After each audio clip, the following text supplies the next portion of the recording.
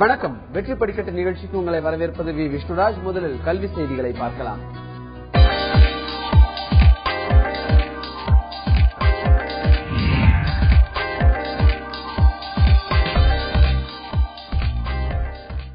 அண்ணா பல்கலைக்கழகத்தில் பொறியியல், PhD மற்றும் MS படிப்புகளில் சேருவதற்கு விண்ணப்பங்கள் வரவேற்கப்படுகின்றன.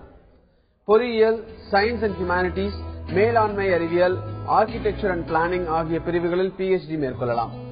முழு நேர PhD, பகுதி நேர PhD படிக்கவும் விண்ணப்பிக்கலாம். விண்ணப்பிக்கும் பிரிவில் பட்ட மேற்படிப்பு முடித்திருக்க வேண்டியது அவசியமாகும். பொறியியல், சயின்ஸ் அண்ட் ஹியூமானிட்டிஸ், மேலாண்மை அறிவியல், ஆர்கிடெக்சர் அண்ட் பிளானிங் ஆகிய பிரிவுகளில் MS ஆய்வு மேற்கொள்வதற்கு விண்ணப்பிக்கலாம். இன்று முதல் வரும் 28ஆம் தேதி வரை அண்ணா பல்கலைக்கழகத்தின் ஆராய்ச்சி படிப்புகளுக்கான இளையதளத்தின் வழியே விண்ணப்பிக்க வேண்டும்.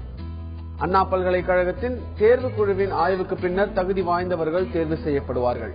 தேர்வு செய்யப்பட்டவர்கள் எழுத்து தேர்வுக்கு மற்றும் நேர்முக தேர்வு ஆகியவற்றை எதிர்கொள்ள வேண்டும். பட்ட மேற்படிப்பு மதிப்பெண், எழுத்து தேர்வு, நேர்முக தேர்வு ஆகியவற்றின் அடிப்படையில் இறுதியாக PhD மேற்கொள்வதற்கு தேர்வு செய்யப்படுவார்கள். அரசு மருத்துவக் கல்லூரி பயிற்சி செவிலியர்கள் போராட்டம் 7வது நாளை எட்டியுள்ளது. கண்களில் கருப்பு துணி கட்டி நூதன முறையில் போராட்டத்தில் ஈடுபட்டுள்ள அரசு பயிற்சி செவிலியர்கள், அரசு மருத்துவமனை செவிலியர்களும் தங்கள் போராட்டத்திற்கு ஆதரவு தர வேண்டும் என வேண்டுகோள் விடுத்துள்ளனர். இதுகுறித்து கூடுதல் தகவல்களை தருகிறார் எமது செய்தியாளர் சசிகுமார். அரசு கல்லூரியில் பயிலக்கூடிய செவிலியர்களுக்கான எழுத்து தேர்வு என்பது நடக்கக்கூடாது என வலியுறுத்தி செவிலியர்கள் 7வது நாளாக தங்களுடைய போராட்டங்களை முன்னெடுத்திருக்கின்றனர். அதாவது அரசு மற்றும் தனியார் கல்லூரிகளில் பயிலக்கூடிய செவிலியர்களுக்கு எழுத்து தேர்வு மூலமாக தேர்வு செய்யப்பட்டு அரசு மருத்துவமனையில் பணியில் அமர்த்தப்படுவார்கள் என்ற தமிழக அரசின் உத்தரவை ரத்து செய்ய வேண்டும் என தற்போது செவிலியர்கள் தொடர்ச்சியாக தங்களுடைய போராட்டங்களில் ஈடுபட்டிருக்கின்றனர். கடந்த 2 தினங்களுக்கு முன்பாக தங்களுடைய போராட்டத்தின் வேறு வடிவமாக உண்ணாவிரதத்தில் ஈடுபட்ட அவர்கள் பல்வேறு மாணவிகள் பாதிக்கப்பட்டதை அடுத்து தங்களுடைய உண்ணாவிரதங்களை கைவிட்டு தற்போது தங்களுக்கான நீதி என்பது மறுக்கப்பட்டிருக்கின்றது. அப்படிங்கிறத வெளிப்படுத்தக்கூடிய வகையில கண்கள்ல கருப்பு ரிப்பனை கட்டியும் தங்களுடைய போராட்டங்களை முன்னெடுத்திருக்கின்றார்கள். அதாவது அரசு தரப்புல தொடர்ச்சியாக இவங்கள்ட்ட பேச்சுவார்த்தை நடத்தப்பட்ட சூழ்நிலையிலும் ஒரு சுமூக பேச்சுவார்த்தை நடத்தப்படாதனால தங்களுடைய போராட்டங்களையும் தொடர்ச்சியாக எடுத்துக்கிட்டு இருக்காங்க. இந்த சூழ்நிலையில் இன்றைய தினம் அரசு அதிகாரிகளுடன் இவர்களுடைய பேச்சுவார்த்தை நடத்தப்படலாம் அப்படிங்கிற ஒரு தகவலும் தற்சமயம் வந்திருக்கு. இதனால் தங்களுடைய போராட்டத்தை அடுத்த கட்டத்துக்கு எடுத்துட்டு போக முடியுமா அல்லது இந்த சூழ்நிலையில் பேச்சுவார்த்தை சுமூகமாக நடக்கும் பட்சத்தில் தங்களுடைய போராட்டங்களை இன்றே முடித்துக் கொள்வதா என்பது குறித்தும் இந்த பேச்சுவார்த்தைக்கு பிறகுதான் தெரிய வரும் அப்படிங்கறது மருத்துவம் இந்த செவிலியர்களுடைய தரப்பிலையும் தெரிவிக்கப்படுகிறது. தந்தி டிவி செய்திகளுக்காக ஒளிப்பதிவாளர் பிரபுவுடன் சசிகுமார். இன்றைய பொது அறிவு கேள்விகளை இப்போது பார்க்கலாம். கேள்வி 1, நமது மாநிலத்திற்கு தமிழ்நாடு என்று எப்போது பெயர் மாற்றம் செய்யப்பட்டது? கேள்வி 2, நேரடி மற்றும் மறைமுக வரிகள் சீரமைப்பு குறித்து ஆராய 2002ஆம் ஆண்டு அமைக்கப்பட்ட குழுவின் பெயர் என்ன? கேள்வி 3, நீச்சல் குளத்தில் பயன்படுத்தப்படும் தண்ணீரில் உள்ள விஷக்கிருமிகளை எந்த வாயு நீக்க உபயோகப்படுத்தப்படுகிறது? இதற்கான பதில்களை சிறிது நேரம் கழித்து பார்க்கலாம். எளிய முறையில் ஆங்கிலம் கற்பது குறித்து தொடர்ந்து பார்த்து வருகிறோம். சென்னை டி நகர் ராமகிருஷ்ணா மிஷன் ஆங்கில பயிற்சி மையத்தின் பயிற்சியாளர் திரு S. கணேசன் பாடம் எடுப்பதை இப்போது பார்க்கலாம். தந்தி டிவி நேயர்களுக்கு வணக்கம். நாம இப்ப தொடர்ந்து நெகட்டிவ் சென்டென்ஸ் எப்படி ஃபார்ம் பண்றதுன்றத பத்தி பார்த்துட்டு இருக்கிறோம். முதல்ல பி ஃபார்ம் ஆஃப் வெர்ப் எப்படி நெகட்டிவ் ஃபார்ம் பண்றது பார்த்தோம். அப்புறம் ஹேவ்ல பொசஷன் பார்த்தோம். அப்புறம் ஹேவ்ல கம்பல்ஷன் பார்த்தோம். இன்னைக்கு முக்கியமான இன்னொரு விஷயம் ஹேவ் யூஸ் பண்றது, இந்த பாஸ்ட் பார்ட்டிசிபிள் ஃபார்ம் ஆஃப் வெர்பை எப்படி யூஸ் பண்றது. இந்த வார்த்தையெல்லாம் பார்த்து நீங்க பயப்பட வேண்டாம். ஏன்னா நான் சொல்ற விஷயத்தை நீங்க புரிஞ்சுக்கிட்டீங்கன்னா போதும். ஃபார் எக்ஸாம்பிள், அவன் வந்திருக்கிறான், he has come அப்படின்னு சொல்றோம் இங்கிலீஷ்ல. he has come அப்படின்னு நம்ம சொல்லும் பொழுது அவன் வந்து இருக்கிறான். இதை பத்தி ஏற்கனவே நான் சொல்லியிருக்கிறேன். he has come.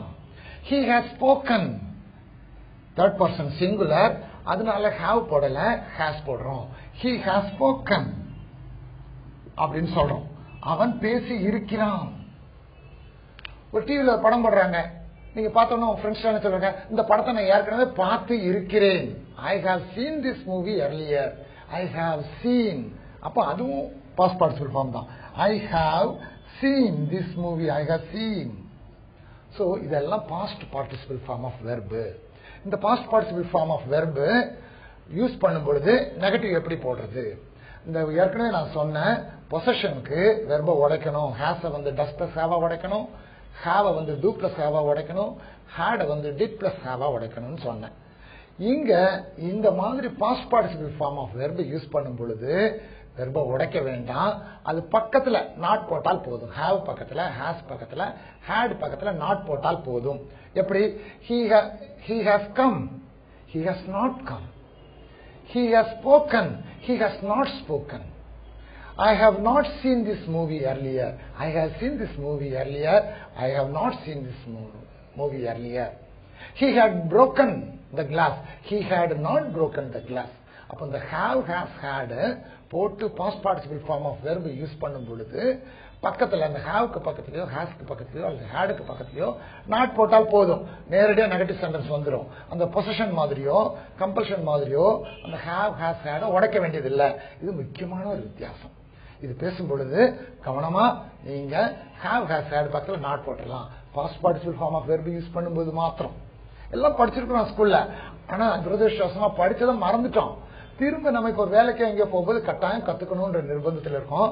தொடர்ந்து பாருங்க, நிச்சயமா நல்ல விஷயங்கள் கத்துக்கலாம்.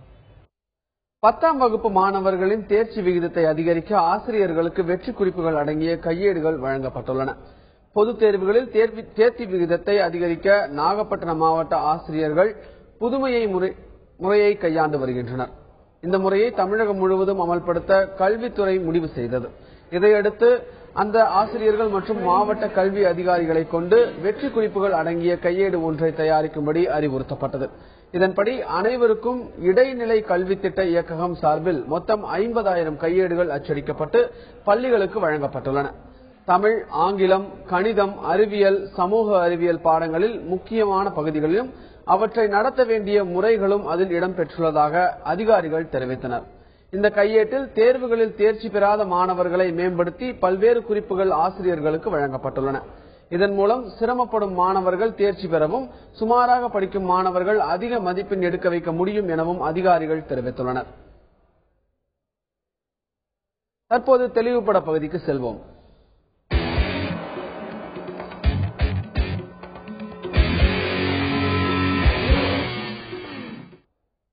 இன்றைய தெளிவுபட பகுதியில் 12ஆம் வகுப்பு வரலாறு பாடத்தில் அதிக மதிப்பெண் பெறுவது குறித்து விவாதிக்க உள்ளோம். அரங்கில் நம்முடன் உள்ள சென்னை தண்டையார்பேட்டை முருக தனுஷ்கோடி பெண்கள் மேல்நிலைப் பள்ளியின் ஆசிரியை திருமதி சுகுணா பாலகிருஷ்ணன் இருக்கிறார். மாணவர்கள் தங்களது சந்தேகங்களை அவரிடம் கேட்டு பெற்றுக் கொள்ளலாம். வணக்கம் மேடம். வணக்கம் மேடம். 12th ஸ்டாண்டர்ட் ஹிஸ்டரியினுடைய ப்ளூ பிரிண்ட் பத்தி ஃபர்ஸ்ட் சொல்லிடுங்க. வரலாறு பாடம்னு எடுத்துக்கிட்டீங்கன்னா ப்ளூ பிரிண்ட் நிறைய பேருக்கு இந்த வரலாற்று பாடத்துல தெரியல. அது வந்து மொத்தம் 35 லெசன் இருக்கு. அதுல பாடப்பகுதிகள் இருக்கு. அப்ப பாடப்பகுதிகள் இத 2ஆ பிரிச்சிருக்கிறாங்க. நவீன இந்திய வரலாறு, நவீன உலக வரலாறு அப்படின்னு பிரிச்சிருக்காங்க.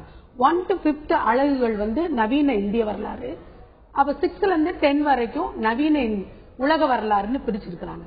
இப்ப நீங்க அப்படி பார்க்கும் பொழுது இந்த ப்ளூ பிரிண்ட் பிரகாரம் எப்படி மார்க்ஸ் அலாட் பண்றாங்க அப்படின்னு பார்த்தா, முதல் வந்து 140 மதிப்பெண்கள் நவீன இந்திய வரலாறுக்கு கொடுக்கறாங்க, 60 மதிப்பெண்கள் நவீன உலக வரலாறுக்கு கொடுக்கறாங்க. அப்போ முதல் பாடத்திலிருந்து 20 பாடங்களை நீங்க ரொம்ப தரவா இருந்தீங்கன்னா நிச்சயமா 200க்கு 140 மதிப்பெண்கள் பெறலாம். அது எப்படின்றத நான் சொல்ல வரேன். First 1 mark. அதுல வந்து உங்களுக்கு எல்லாத்துக்குமே தெரியும், கொஸ்டின் பேப்பர் வாங்கும் போது 45 மதிப்பெண்கள் அதுலதான் இருக்கு. இப்ப முதல்ல ஃபர்ஸ்ட் சரியான விடையை தேர்ந்தெடுத்தது 20 மார்க்கும், கோடிட்டிடம் 10 மார்க்கும், பொறுத்துக 5 மார்க்கும், சரியான குறிப்பை தேர்ந்தெடுத்து எழுதுக 5 மார்க்கும், அடுத்து வந்து சரியா தவற 5 மார்க்கும். இந்த மொத்தமும் சேர்க்கும் போது 45 மதிப்பெண்கள் வருது. இந்த 45 மதிப்பெண்களை நீங்க ஈஸியா ஸ்கோர் பண்ணலாம். அப்படி ஸ்கோர் பண்ணலாம் அப்படின்றதுக்கு நான் என்ன சொல்ல வரேன்னா, நவீன இந்திய வரலாறுல 35 ஒன் மார்க் கொஸ்டின்ஸ் அதுல இருந்து எடுக்கலாம். தெரிஞ்சா 1ல இருந்து 20 லெசன்ல உள்ளத 35 மார்க்குகள் அதுல இருந்து வருது. 35 கொஸ்டின்ஸ் 1 வேர்டு அதுல இருந்து வருது. 10 நவீன உலக வரலாறுல வருது. அப்ப 45 சரியாயிடும். அடுத்து 3 மார்க்ஸ் போகும்போது அது 3 மார்க்ஸ் பத்தி பேசுவோம். பட் 1 மார்க்ல இது எல்லாமே புக் பேக்ல இருந்து தான் வருமா? கண்டிப்பா. மெயினா நீங்க பார்க்க வேண்டியது ப்ளூ பிரிண்ட் பிரகாரம் புக்குக்கு பின்னாடி உள்ள நீங்க பகுதியை ஆன்சர் அந்த கொஸ்டின்ஸ தரவா படிச்சாலே போதும். அப்புறம் ஆசிரியர் பாடம் நடத்திட்டே வரும்பொழுது சிலதான் முக்கியம், ஒழுங்குமுறை சட்டம், இந்த வாரண்ட் கேசிங் அப்படிலாம் சொல்லும் போது சில இதெல்லாம் முக்கியமான குறிப்புகளை நீங்க காதுல வாங்கும் போதே உங்களுக்கு நன்றாக அந்த பாடங்கள் நல்லா விளங்கிடும். விளங்குதா? ஆனா புக்குக்கு பின்னாடி உள்ள அந்த கேள்விகளை நீங்க முதல்ல தரவா படிச்சாலே நிச்சயமா 140 மதிப்பெண்கள் வாங்க முடியும். ஏன்னா எங்க ப்ளூ பிரிண்ட் பிரகாரம் அப்படிதான் சொல்லியிருக்கேன். வரலாற்று மாணவர்கள் பின்தங்கிய மாணவர்களா இருக்கிறாங்க. அந்த பின்தங்கிய மாணவர்களுக்கு உரியது கொடுக்கணும். நீங்க ஃபுல்லா இப்போ உள்ள காலகட்டத்துல இதுல படிச்சு வர்றவங்க தான் சர்வீஸ் கமிஷன் எழுதுறாங்க, IAS வரைக்கும் போக முடியும். அந்த ஒரு முயற்சியும் அந்த ஊக்கமும் அந்த வரலாற்று ஆசிரியர்கள் தான் கொடுக்கணும்னு நான் சொல்றேன். அப்ப நீங்க அந்த ஊக்குவித்தல் அப்படின்னு வரும்போது இந்த மாணவிகளுக்கு அந்த 45 கொஸ்டின் 45 மார்க்குகள் எப்படி வாங்குவது அப்படின்னு ஒவ்வொரு லெசன் பின்னாடியும் நீங்க சொல்லி கொடுத்துட்டீங்கன்னா தாராளமாக எல்லாம் அந்த மாணவிகள் வாங்க முடியும். 45 மதிப்பெண்கள் வாங்கிடுவாங்க. புக்குக்கு பின்னாடி உள்ளதுதான் நல்ல தரவாயிடுங்க. 1 or 2 கொஸ்டின்ஸ் புக்குக்கு உள்ள கேட்கலாம். ஆனா மோஸ்ட்லி புக்குக்கு பின்னாடி உள்ள கேள்விகளுக்கு தான் பதில் கூறுகிறார். அதுலயே அதிகமான மார்க்குகள் கண்டிப்பாக வாங்க முடியும். தரவாக நீங்க இருந்துட்டீங்கன்னு வச்சுக்கோங்க, ஒவ்வொரு லெசன்லயும் இருக்கும்போது நிச்சயமாக 200க்கு 200 மதிப்பெண்கள் கூட வாங்க முடியும். என்னதுல 200க்கு 198 மதிப்பெண்கள் வரைக்கும் வாங்கியிருக்கிறாங்க. நான் ஸ்டேட் ஃபர்ஸ்ட் வாங்கியிருக்கேன் வரலாறுல, ஸ்டேட் 3rd ஜியோகிராபில எங்க ஸ்கூல் வாங்கியிருக்கு. நான் ரொம்ப பெருமையா சொல்றேன். அதுக்கு காரணம் அந்த மாணவிகளை ஊக்குவித்தல், அந்த 45 மார்க்க சொல்லணும் அப்படின்றது. ஓகே மேடம், நம்ம தொடர்ந்து பேசுவோம். அதுக்கு முன்னாடி ஒரு காலர் வந்திருக்காங்க. மோகன்ராஜ் திருப்பூர்ல இருந்து கால் பண்ணிருக்காரு. வணக்கம் மோகன்ராஜ், உங்களுடைய சந்தேகம் என்ன சொல்லுங்க. சொல்லுங்க. ஹலோ மேடம், இந்த மாதிரி ஹிஸ்டரி படிக்கும் போது அந்த இயர் எல்லாம் மனப்பாடம் பண்ண முடியும் மேடம், கன்ஃபியூஷன் ஆகுது. நீங்க அந்த மாதிரி இயர் கன்ஃபியூஷன் ஆகுதுன்னே நினைக்காதீங்க சார். ஒரு எக்ஸாம்பிள் பாத்தீங்கன்னா ரோகிலர் போர்னு 3 மார்க்ஸ் கொஸ்டின் கேக்குறாங்க. அதுல இயரும் வருது. ஆனா நீங்க சொல்லும் போது அந்த 3 மார்க்ஸ் கொஸ்டினுக்கு 3 பாயிண்ட்ஸ் தான் நமக்கு முக்கியம். ரோகிலர் அயோத்திக்கும் அந்த பராட்டிய பகுதிக்கும் இடையில் உள்ள சிறு பகுதி ரோகில்கண்ட், அதனுடைய ஆட்சியாளர் ஹபீஸ் ரஹ்மத் கான். வாரன் கேசிங் அயோத்தி நவாபின் பேர்ல ரோகில்கண்ட் மீது படையெடுத்தது குற்றச்சாட்டு அப்படின்னாவே அந்த 3 மார்க்ஸ் உங்களுக்கு கிடைச்சிரும் சார். தெரிஞ்சுதா? 1 வேர்டுக்கு தான் நீங்க பார்க்க போறீங்க. அந்த 3 மார்க்ஸ்ங்கும் போது நீங்க அந்த இயர் தெரியலனாலும் ஒண்ணு இல்ல, அடுத்த பாயிண்ட் நிறைய பாயிண்ட் இருக்கு. 5 பாயிண்ட் 3 மார்க்ஸ் கொஸ்டின்க்கு 3 பாயிண்ட்ஸ் எழுதினா போதும். 5 பாயிண்ட் எல்லாம் எழுத வேண்டாம். ஆன்சர் டு த பாயிண்ட் தான். நீங்க வளவலன்னு எழுத வேண்டிய அவசியமே இல்லை. அப்ப அந்த இயர் உனக்கு மனப்பாடம் வரல, ஞாபகம் வரல அப்படின்னா அடுத்த பாயிண்ட் அப்படி எழுதும். ஃபார் எக்ஸாம்பிள் இதுதான் சொல்றேன். அப்படியே 3 மார்க்ஸ் 1 செகண்ட் 1 2 3 அவ்வளவுதான். 3 மார்க்ஸ் உங்களுக்கு ஈஸியா ஸ்கோர் பண்ணி. Okay okay. சோ இப்போ ஹிஸ்டரிய ஒரு லெசனா படிக்காம அது இருக்கிறத இன்வால்வ்மென்ட்டோட ஒரு ஆசையோட படிக்கணும். கண்டிப்பா நிச்சயமாக 200க்கு 190க்கு மேல நிச்சயமா அனைவரும் பெறலாம். என்னோட அது நீங்க அது வரலாற்று பாடம் தானே அப்படின்னு நினைக்காதீங்க. அதுல உள்ளதை படிக்கிறதுனால நமக்கு எவ்வளவு பெனிஃபிட்டா இருக்கு, பின்னாடி அதுக்கு எதுக்கு எவ்வளவு யூஸ் ஆகுதுன்னு நீங்க நினைச்சுக்கலாம். வரலாறை படித்தவர்கள் எல்லாருமே அரசியல்வாதிகள் இருந்து பெரிய அபிஷியல்ஸா தான் இருக்கிறாங்க. அதை நான் பெருமையா சொல்லிக்கணும்னு நினைக்கிறேன். ஓகே மேடம், 3 மார்க் क्वेश्चंस பத்தி சொல்லுங்க. அதுல எத்தனை क्वेश्चंस வரும், அது எதுனா எல்லாமே புக் பேக் மட்டும் தான்? ஓகே, இப்போ 3 மார்க்ஸ் பத்தி நான் சொல்ல போறேன். ப்ளூ பிரிண்ட் பிரகாரம் நவீன இந்திய வரலாறு, நான் திருப்பி அதான் சொல்றேன், 1 to 20 lesson you have to தரோ வித் இட். அதுதான் ரொம்ப முக்கியம். அந்த லெசன்ல நல்ல தரவா இருக்கும்போது அதுல இருந்து உங்களுக்கு 13 3 மார்க் கொஸ்டின் வரும். கண்டிப்பா 3 மார்க் क्वेश्चंस பத்தி தொடர்ந்து பேசுவோம். அதுக்கு முன்பு ஒரு காலர் வந்திருக்காங்க. சென்னையில இருந்து விஜயலட்சுமி கால் பண்ணிருக்காங்க. வணக்கம் விஜயலட்சுமி, உங்களுடைய சந்தேகம் என்ன கேளுங்க. ஹலோ சார், என்னுடைய டாட்டர் கம்ப்யூட்டர் சயின்ஸ் குரூப் எடுத்திருக்கா. சரி, ஆக்சுவலி நான் கேட்க வேண்டிய கேள்வி எல்லாமே +2 ப்ளூ பிரிண்ட் பிரகாரம் தான் வருமா? அதுதான். கண்டிப்பா மேம், கண்டிப்பா ப்ளூ பிரிண்ட் பிரகாரம் தான் கொஸ்டின்கள் கேள்விகள் கேட்கப்படுகின்றன. அது 100க்கு 100% உண்மை. அப்படி ஏதாவது உங்களுக்கு வரலன்னா அங்க உள்ள நாங்க வேல்யூவேஷன் போறப்போ அந்த சென்டர்ல எங்களோட இதை தெரிவிச்சிருவோம். இப்படி ப்ளூ பிரிண்ட் பிரகாரம் அந்த கொஸ்டின் வரல, அப்ப அதுக்கு நீங்க மதிப்பெண்கள் எப்படி கொடுக்குறீங்க அப்படின்றத நாங்க கண்டிப்பா கேட்டுருவோம். ஓகே, சோ அது ஹிஸ்டரி எல்லாமே எந்த சப்ஜெக்ட் எடுத்துக்கிட்டாலும் ப்ளூ பிரிண்ட் பிரகாரம் தான் சார் வரும். ஓகே, சோ அது ப்ளூ பிரிண்ட்ல ப்ராப்ளம் இருக்கு அப்படினா கண்டிப்பா நாங்க சொல்லிடுவோம். அப்ப அந்த கொஸ்டினுக்கு நீங்க என்ன மார்க் கொடுக்குறீங்க? நீங்க அது கேட்கலையா, கேட்காம ஒரு கொஸ்டின் வந்திருக்கு, அப்ப நீங்க இதுகளுக்கு இந்த கொஸ்டினுக்கு என்ன மார்க் உங்களுக்கு பதில் கொடுக்குறீங்க அப்படின்றத அவங்க சொல்லிடுறாங்க. மேடம், அதாவது இடைவேளைக்கு முன்னாடி வந்து 3 மார்க் கொஸ்டின்ஸ் பத்தி சொல்லிட்டு இருக்கீங்க. நீங்க 3 மார்க் கொஸ்டின்ஸ் பத்தி சொல்லுங்க. 6 மார்க்ஸ் அடுத்து வரும். 6 மார்க்ஸ் வந்து உங்களுக்கு 10 அந்த கொஸ்டின் பேப்பர்ல கேட்பாங்க. அந்த 10 கொஸ்டின்ல உங்களுக்கு 6 கொஸ்டின் அந்த 1 to 20 லெசன்ஸ் தான். ஓகே. அப்ப 6 கொஸ்டின் நீங்க தரவா இருக்கும்போது 6 × 6 36 மார்க் ஈஸியா வாங்கிடலாம். அப்ப அந்த 6 கொஸ்டின் நீங்க அந்த 6 மார்க்ஸ் ஒரு கொஸ்டினுக்கு ஒரு கேள்விக்கு 6 மதிப்பெண்கள் என்கிற பொழுது ஒரு 10 சைடு ரேட்டிங் கூட வரலாம், ஒரு கொஸ்டினுக்கு இருக்கலாம். ஆனா நீங்க ஒரு சைடு ரேட்டிங் எழுதும் போது 5 சைடு ரேட்டிங் எழுதினா போதும். இம்பார்ட்டன்ட் அல்லது எழுதிக்கிட்டே வரும்பொழுது உங்களுக்கு ஒரு சைடு ரேட்டிங்க்கு அது உள்ள நீங்க என்ன சைடு ரேட்டிங்க்கு என்ன எக்ஸ்பிளனேஷன் கொடுக்குறீங்க அதை பொறுத்து உங்களுக்கு ஈஸியா அந்த 6 மார்க்குகள் அந்த கேள்விக்கு அந்த பதிலுக்கு கொடுக்கப்படும். 6 மார்க் 6 கொஸ்டின் ஃபர்ஸ்ட் நீங்க வந்து ஃபர்ஸ்ட் 20 லெசன்ஸ்ல 6 கேள்விகள் 6 மார்க் கொஸ்டின்ஸ் வரும். அதுதான். ஓகே. சோ இப்போ 10 மார்க் கொஸ்டின்ஸ் பத்தி சொல்லுங்க. 10 மார்க்ஸ்ங்கும்போது 5 கேள்விகள் கேட்கப்படுகின்றன. 5 கேள்வியில 3 கேள்வி வந்து உங்களுக்கு கண்டிப்பா 1 to 20 லெசன்ஸ். இந்த வரலாறு பொறுத்த அளவுக்கு என்னன்னு கேட்டீங்கன்னா 84வது கொஸ்டின் கம்பல்சரியா கேட்கணும். ஓகே. அந்த 84வது கொஸ்டின் உங்களுக்கு என்ன கொடுத்திருப்பாங்கன்னா பேரரசை குறிக்கணும். வெல்லஸ்லியோ டல்லௌசியோ பேரரசை குறி இல்லாட்டி காலக்கோடு வரைக. காலக்கோடுல இது வரும். காலக்கோடுன்றது கொஸ்டின் டைம் சார்ட் அப்படின்னு சொல்றது. அந்த டைம் சார்ட்ல ஃபர்ஸ்ட் நீங்க வர்றது பேரரசை குறிக்க சொல்லும், இடங்களை குறிக்க சொல்லுவாங்க. அடுத்து வந்து காலக்கோடு திஸ் ஆர் தட் அப்படின்றதான் வரும். அடுத்து காலக்கோடுல என்ன வரும்னா உங்களுக்கு நீங்க முதல் சுதந்திர போராட்டம் படிக்கிறீங்க, முதல் நிலை, 2ஆம் நிலை, 3ஆம் நிலை படிக்கிறீங்க. 1885 to 1905, 1905 to 1917, தென் காந்தியினுடைய பங்குன்னு படிக்கிறீங்க. 1947, 1950 நம்ம குடியரசாதல் அது வரைக்கும் வரும். நான் ரொம்ப ஈஸியா ஸ்கோர் பண்ணலாம் சார்.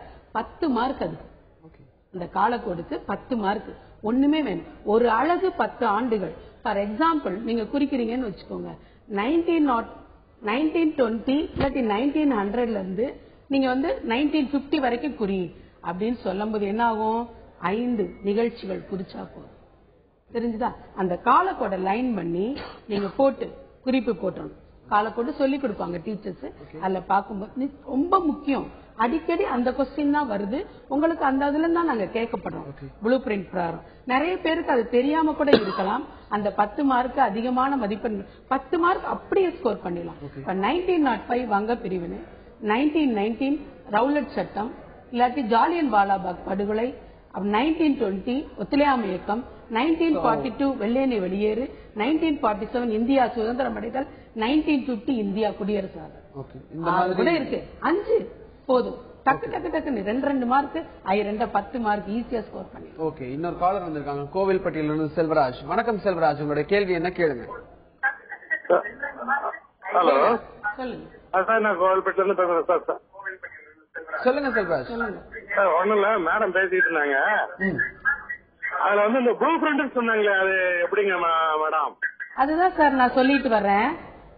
நம்ம அந்த இதுல நவீன இந்திய வரலாறு, நவீன உலக வரலாறு 2 பகுதியா பிரிச்சிருக்கா புக்ல இருக்கு சார். அந்த பகுதிகளை முதல்ல எவ்வளவு மார்க் கொடுக்கறோம்? அந்த நவீன இந்திய வரலாறுக்கு 140 மதிப்பெண்கள் வருது. நவீன உலக வரலாறுக்கு 60 மதிப்பெண்கள். அப்ப எவ்வளவு ஆகுது? 205 மதிப்பெண்கள். அதுதான் ப்ளூ பிரிண்ட். இவ்வளவு கொஸ்டின் நவீன இந்திய வரலாறுலயும் இவ்வளவு கொஸ்டின் நவீன உலக வரலாறுலயும் கேட்கப்படும் அப்படின்னு வரும். அதுதான் சார் ப்ளூ பிரிண்ட்னு அர்த்தம். விளங்குதா சார்?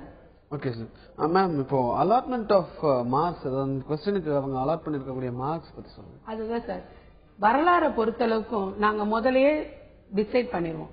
வேல்யூவேஷன் போகும்போது டீச்சர்ஸ் எல்லாருமே நாம பாக்குறப்ப திருத்துறதும், நம்ம ரொம்ப புவர் சில்ட்ரன் நிறைய பேர் எழுதுறாங்க, நிறைய இந்த பிரைவேட் எழுதுவாங்க. அந்த மாதிரி நிறைய ஊர்கள்ல இருந்து அந்த மாதிரி வரும்பொழுது நம்ம அதை வந்து முதல்ல மனசை நல்லா தெளிவா வச்சுக்கணும். நம்ம திருத்துறப்போ நம்ம ஏழை பிள்ளைங்க, ரொம்ப படிக்காத மக்கள்கிட்ட இருந்து வர்றவங்க தான் அந்த குரூப் எடுத்து வர்றாங்க அப்படின்றத நம்ம முதல்ல டீச்சர்ஸ் நினைச்சுக்கணும். நினைச்சு திருத்தும் போது ஒவ்வொன்றும் ஒவ்வொரு பாயிண்ட்டுக்கும் வரும்போது கரெக்டா மார்க் கொடுத்துரும். அரை மார்க் எல்லாம் எதுவுமே கிடையாது, எல்லாமே 1 மார்க். 3 மார்க்ஸா 3 மார்க்ஸ், 45 மார்க்ஸா 45, இந்த 1 வேர்ட் எல்லாமே 45. 3 மார்க்ஸ் 15 into 3 45 மார்க்ஸ். 6 மார்க்ஸ் இருக்கா? சைடு ஹெட்டிங் இருக்கு, எக்ஸ்பிளனேஷன் இருக்கு, இல்ல பாயிண்ட்ஸ் உரிய கொஸ்டின்ஸ் இருக்கு, இல்ல 8 பாயிண்ட் எழுதிருக்க, ஓகே எல்லாம் 6 மார்க்ஸ். 10 மார்க்ஸ்ல வரும்போது அதே மாதிரி சைடு ஹெட்டிங் உள்ள கொஸ்டினா okay, 6 side heading, 7 side heading, 8 side heading, ரொம்ப வளவளன்னு எழுத வேண்டியது இல்ல. முக்கியமான பாயிண்ட் அதுல எழுதிட்டு போகும்போது சைடு ஹெட்டிங்ஸ், இல்லாட்டி உங்களுக்கு ஏதாவது பாயிண்ட்ஸ் உள்ள கொஸ்டின்ஸும் இருக்கு, எழுதும்போது ஃபுல் மார்க்கே நாங்க கொடுக்கறோம் சார். ஓகே மேம், இப்போ உங்களோட எக்ஸ்பீரியன்ஸ்ல பார்க்கும்பொழுது ஸ்டூடெண்ட்ஸ் ஹிஸ்டரியை பொறுத்த வரைக்கும் செய்யக்கூடிய தவறுகள் என்னென்ன? எக்ஸாம் தவறு என்ன செய்யறாங்கன்னா, அவங்க என்ன பண்றாங்கன்னா, இப்போ கொஸ்டின் நான் சொல்றேன், இந்த அலாட்மெண்ட் அவங்களுக்கு தெரிய மாட்டேங்குது. இன்னொன்னு மெயின் திங் டைம் மேனேஜ்மெண்ட் அவங்கள்ட்ட இல்ல. ஓகே, அது ரொம்ப நான் சொல்லுவேன், பாவம் எல்லாமே படிச்சுட்டு போயிருப்பாங்க, எல்லாமே எழுதணும்னு தோணும், ஆனா அவங்க வர்றதுக்குள்ள என்னடா டைம் இவ்வளவு ஆயிடுச்சு அப்படின்னு சொல்லி. அதனாலதான் நான் சொல்றேன் 10 o'clock உங்களுக்கு கொஸ்டின் பேப்பர் கொடுக்கறாங்க, 10:15 தான் உங்களுக்கு ஆன்சர் பீட்டை கொடுக்க போறாங்க. அந்த 15 மினிட்ஸ்க்குள்ள நீங்க என்ன கொஸ்டின் எழுத போறீங்க அப்படின்றத உங்க மைண்ட்ல வச்சு தெளிவாக்கிறோம். அதுதான் சார் ஃபர்ஸ்ட் போன அந்த பிளானிங் இருக்கணும். இந்த பிளானிங் இருந்தா ப்ரிப்பரேஷன் தன்னாடியே வந்துடும். ப்ரிப்பேர் பண்ணிட்டு இந்த கொஸ்டின் எழுத போறோம் அப்படின்னு சொல்லி முதலையே பண்ணும்போது உங்களுக்கு தெளிவாயிடும். தெளிவாகும் போது இப்ப 45 மதிப்பெண்கள் 1 வேர்டு எழுதுறியா 15 மினிட்ஸ் கொடு, நிமிடங்கள் கொடு. அடுத்து 3 மார்க்ஸ் எழுதுறியா 45 மினிட்ஸ் கொடு. Very very important. அதனாலயே நிறைய பேரு இந்த 6 மார்க்ஸையும் விட்டுறாங்க, 10 மார்க்ஸ் கொஸ்டினையும் விட்டுறாங்க. அவங்களுக்கு அந்த டைம் மேனேஜ்மெண்ட் இது பண்ண தெரியல. ஓகே மேடம், இவ்வளவு நேரம் 12th ஸ்டாண்டர்ட் ஸ்டூடெண்ட்ஸ் அவங்களோட ஹிஸ்டரி எக்ஸாமுக்கு எப்படி ப்ரிப்பேர் ஆகுறது அப்படின்றத பத்தி தெளிவா சொன்னீங்க. உங்க தகவல்களுக்கு நன்றி. Okay sir, thank you. நன்றியை நான் தெரிவிச்சுக்கிறேன். தந்தி தொலைக்காட்சியின் மூலமாக என்னுடைய நன்றியை தெரிவிச்சுக்கிறேன். எங்க ஸ்கூல் என்னை அனுப்புனதுக்கு நன்றி தெரிவிச்சுக்கிறேன். ஒரு தனுஷ்கோடி மகளிர் மேல். நன்றி மேடம். Thank you sir. தற்போது இன்றைய பொது அறிவு கேள்விகளுக்கான விடைகளை இப்போது பார்க்கலாம். கேள்வி 1, நமது மாநிலத்திற்கு தமிழ்நாடு என்று எப்போது பெயர் மாற்றம் செய்யப்பட்டது? அறிஞர் அண்ணா முதலமைச்சராக இருந்தபோது 1968 ஜூலை 18ஆம் தேதி சட்டப்பேரவையில் சென்னை மாநிலத்தை தமிழ்நாடு என பெயர் மாற்றம் செய்யும் தீர்மானம் கொண்டுவரப்பட்டு நிறைவேற்றப்பட்டது.